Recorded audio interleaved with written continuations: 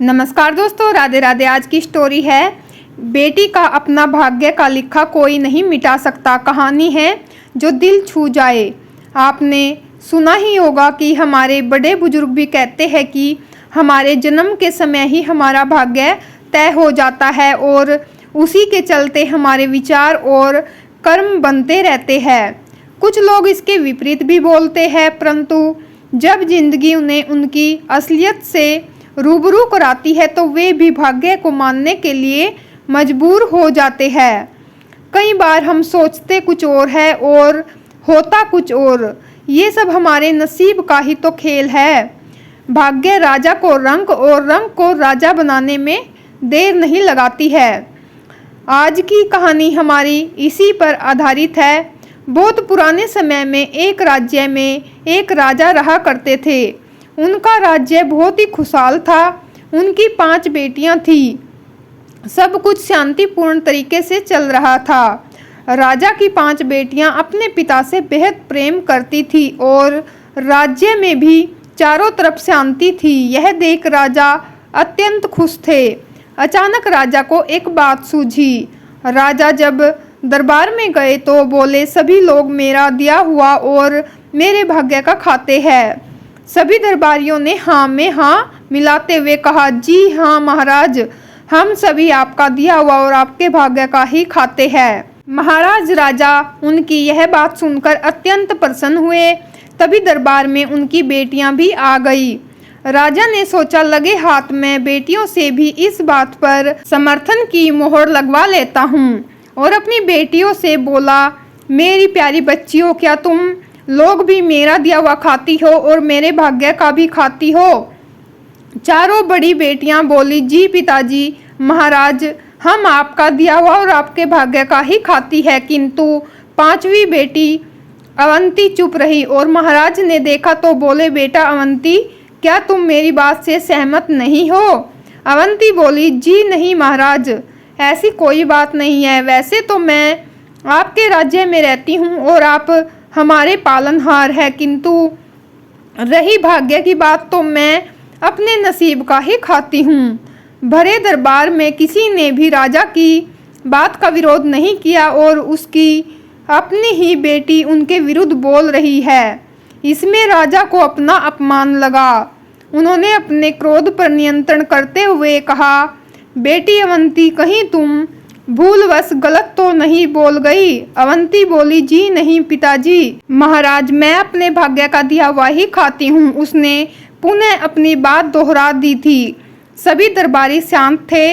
इस बार राजा को क्रोध आ गया और बोले, देखते हैं तुम कैसे अपने भाग्य का खाती हो, और ये भाग्य ही तो है अपना खेल खेल रहा था। कुछ दिनों बाद राजा ने अपनी चारों बेटियों का विवाह किसी बड़े राज्य के राजकुमारों के संग कर दिया था और 5वीं बेटी अवंती का विवाह एक चील से कर दिया था, जो कि उनके महल की मुंडेर पर आकर बैठ गया था। अवंती ने इस विवाह का बहुत विरोध किया, किंतु राजा ने जबरदस्ती बदला लेने के लिए अवंती का विवाह एक चील के साथ कर दिया और बोला, अब अपने भाग्य का खाओ, और उसे राज्य से कुछ ही दूरी पर एक जमीन का टुकड़ा दे दिया।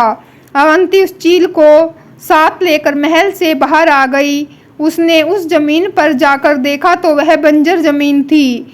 कहाँ वो महलों में रहने वाली नाजुक सी राजकुमारी और कहाँ आज वो बंजर जमीन पर अपने पति चील के साथ थी।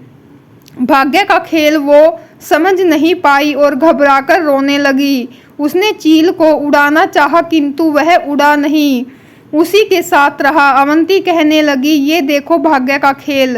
एक राजकुमारी चील पति के साथ इस बंजर जमीन पर आ गई है। फिर उसने सोचा, इस तरह रोने से काम नहीं चलेगा। उसने साहस से काम लिया और पहले तो वह नदी के किनारे गई, स्नान किया, पानी पिया और उस चील को एक टीले पर बिठाकर समीप के बगीचे से कुछ फल तोड़कर लाई और अपने पति चील को भी दिए। तभी तेज हवा चलने लगी। उसने सोचा, इस तरह तो नहीं रहा जा सकता, एक झोपड़ी ही बनानी पड़ेगी, और वह कुछ डंडे, घास इत्यादि एकत्र कर गड्ढा खोदने लगी ताकि उन डंडों को ठीक से टिका सके। अभी गड्ढा थोड़ा ही खोदा ताकि तभी किसी चीज से वो पत्थर टकराया और उसने और गहरा खड्डा खोदा। खोदते खोदते उसे शाम हो गई थी।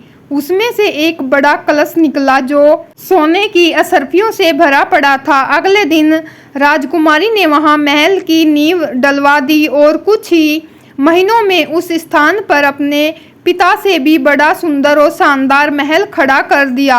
इस बीच वो चील हमेशा उसके संग रहा। अब तो राजकुमारी को अपने उस चील पति से लगाव भी हो गया था। एक दिन अवंती के महल में एक साधु आए और उन्होंने उस चील को देखा और बोले, ये तो एक राजा है। उन्होंने जैसे ही उस चील को छुआ वैसे ही एक चमत्कार हुआ और वह चील एक बहुत ही सुंदर राजकुमार में बदल गया।